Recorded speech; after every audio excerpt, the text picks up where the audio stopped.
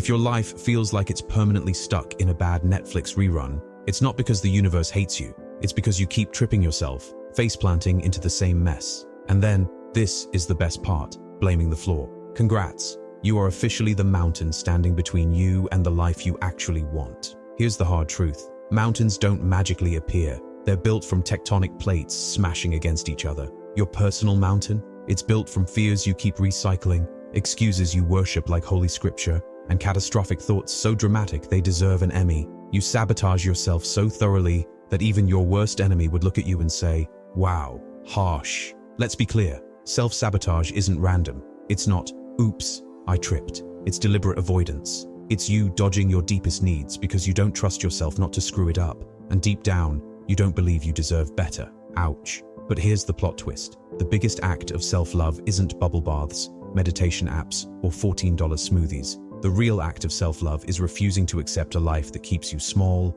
miserable, and stuck. Change feels terrifying, but staying the same? That's not safe. That's slow, painful self-destruction. So, if you're sick of being your own biggest obstacle, here are 9 brutally honest, action-packed ways to stop sabotaging yourself and climb the damn mountain. Based on Brianna Wiest's The Mountain Is You.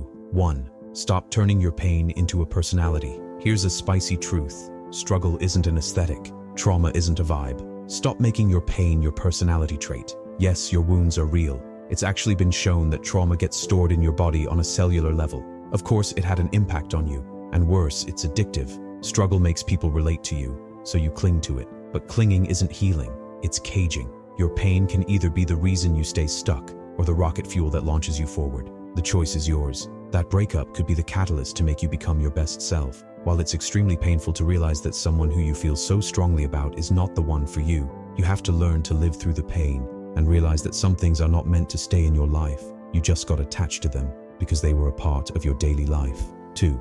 Expose your self-sabotage. Like a crime scene, stop pretending you don't know why your life is stuck on repeat. Write it down. Be savage about it. You ruin relationships because you're terrified of being vulnerable, or maybe you have daddy issues. You keep a soul-sucking job because you don't believe you're capable of more, or you secretly want to be an artist. You binge on distractions because silence is scarier than failure. You sabotage your healing journey because you are scared of working through the pain. Your patterns aren't random, they're receipts. Lay them all out and you'll see exactly how you're tripping yourself. And once you do, you can't unsee it. 3. Track your sabotage receipts like FBI evidence. Every procrastination, doom scroll marathon, half-eaten pint of ice cream at 1 a.m.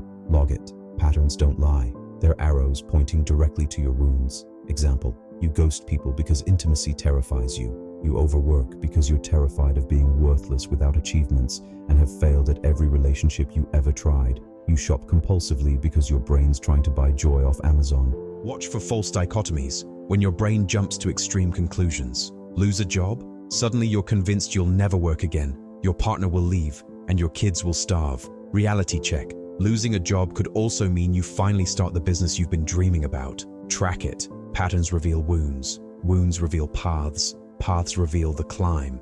4. Translate your emotions instead of drowning in them. Most people treat emotions like enemies, but emotions are just encrypted messages. Translate them. Anger means you need boundaries. Jealousy means you're not living up to your full potential. Anxiety means you don't trust yourself with uncertainty. Sadness means you're grieving. Unhappiness means a vision of how your life could be better. Stop labeling feelings as bad. They're intel. Your job isn't to suppress them, it's to decode them. Every great breakthrough begins with listening to the messages you've been ignoring. Most people find their purpose not because they know their talents, but because they feel lost and exhausted. How many great businesses were started because someone got sick of their corporate job? Use those messages to get what you deeply want, instead of resisting those feelings. Even worrying is beneficial to us as humans, as it helped us to identify potential threats. The problem comes from your inability to process circumstances, which leads to anxiety. Learn to process them, and learn to believe that you have the capacity to handle all situations.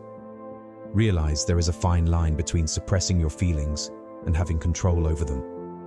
If your partner has a stupid idea and you don't react, are you suppressing your feelings or controlling them? The key is that suppression is unconscious, but controlling is conscious. 5. Start climbing today. Awareness means nothing without action. Once you've spotted your sabotage, take a step, any step, to break the cycle. Small climbs beat standing at the bottom, whining about the view. 6. Reset your baseline. Stop living in rock bottom mode. If misery feels like home, it's because you've trained yourself to live in survival mode.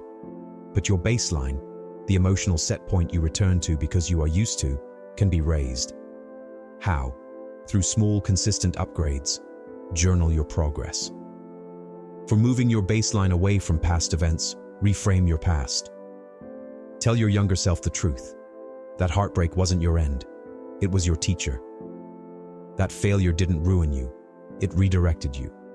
Rewrite the past so it doesn't control you or your natural baseline.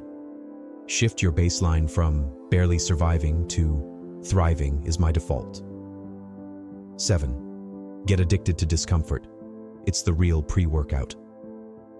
Diamonds don't form without pressure. You don't grow without discomfort. Stretch yourself daily.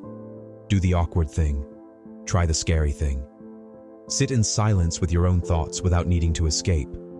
Train your brain to see discomfort not as danger, but as proof that you're leveling up. Even good change hurts. New job, new city, new love. It's stressful. But stress isn't the enemy. It's the receipt of growth. Remember, you once feared riding a bike without training wheels. Now you don't even think about it. Fear only shrinks when you face it. 8. Retire from the busy Olympics. Busy is just avoidance in disguise. Stop worshiping exhaustion. Stop bragging about 80-hour weeks. Busyness doesn't equal worthiness. It equals distraction. Productivity is not about doing more. It's about doing what actually moves you up the mountain. 9. Fact-check your feelings before you ruin your life. Your brain is biased. It filters the world to match your fears. Think everyone hates you? You'll spot every side eye but miss every smile. Before you treat feelings like facts, pause. Ask, is this reality or is this fear? Validate your feelings, but don't obey them. You can feel unworthy and still demand better. You can feel scared and still take action. Remember, intelligence can backfire when it builds clever but faulty stories. Just because you've only seen brown bears doesn't mean all bears are brown. Don't let false inferences dictate your life. Self-sabotage is fear in a costume. You don't lack willpower. You don't lack potential. You lack the courage to climb the mountain that is you. It's a sign of low emotional intelligence.